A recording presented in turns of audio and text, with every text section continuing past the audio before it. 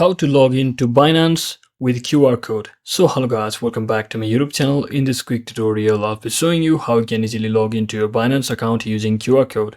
So if you ever wonder how you can do that, let's say you are trying to log in with your Binance account in your PC or laptop and you need an authorization and you want to bypass that situation. So here comes the situation, that is you can easily scan the QR code from your mobile device as well. So make sure you have logged into your mobile device just like this to your Binance account. Now simply tap on this top left corner icon over here, so which takes you to the profile icon, and you can see right next to this microphone or help section, help icon, there is a scan QR code option. So simply tap on this and make sure that the QR code on your PC or laptop is enabled, and once you do that you should be successfully able to scan the QR code just like that and simply log into your PC or laptop as well.